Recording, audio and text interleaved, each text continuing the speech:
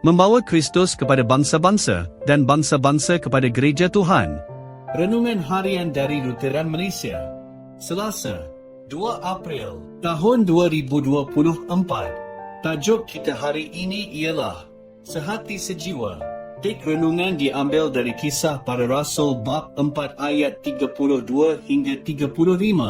Semua orang yang sudah percaya itu sehati sejiwa. Tiada seorang pun yang mengatakan sesuatu itu miliknya. Mereka berkongsi segalanya. Dengan kuasa yang hebat, rasul-rasul itu bersaksi tentang kebangkitan Tuhan Yesus. Kasih kurnia besar melimpahi mereka sekalian.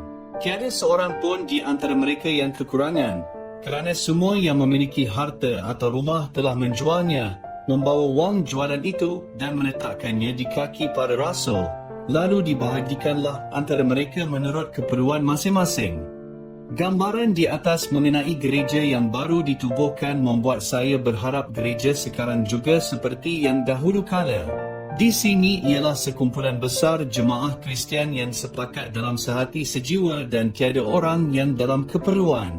Nampaknya bila ada orang yang memerlukan sesuatu, yang lain akan cuba membekalkan keperluan tersebut secepat mungkin. Saya memang inginkan komuniti Kristian yang begini. Sayangnya keadaan begini tidak kekal lama.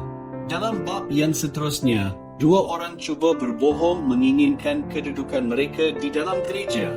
Dalam bab yang seterusnya, iaitu selepas kejadian membohong ini, kita dapati gereja tersebut telah berpecah belah disebabkan oleh isu bangsa etnik.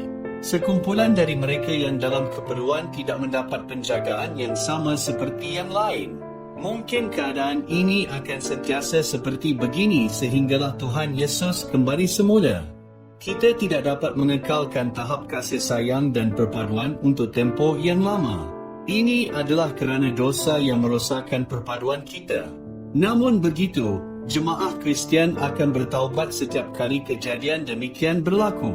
Bukankah kita boleh juga mencapai perpaduan dan kasih bila kita bertaubat setiap kali kita berdosa? Ini adalah kerana kasih dan perpaduan yang kita miliki bukanlah dari diri kita sendiri.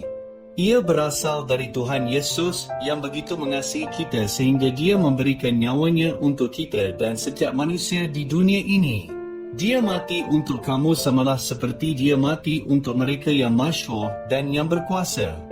Dia melihat kamu, keperluan kamu dan hatinya tergerak untuk membantu kamu. Dia mengorbankan dirinya demi menyelamatkan kamu dari iblis.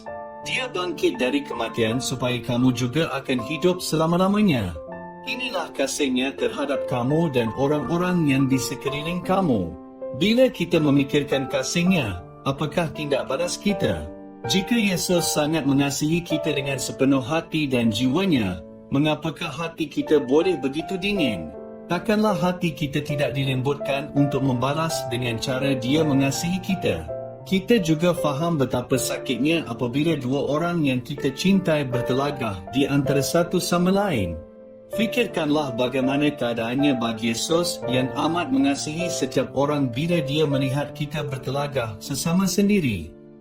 Saya juga tidak mencintai orang yang duduk di hadapan saya di gereja, tetapi demi Yesus, saya akan cuba mengasihinya.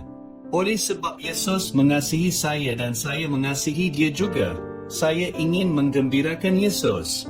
Melakukan perlakuan begini tidaklah susah. Kita berdoa, Tuhan Yesus, ajarlah aku untuk mengasihi umat-Mu sebagaimana Engkau mengasihi aku. Aku ingin menggembirakan Engkau. Amin.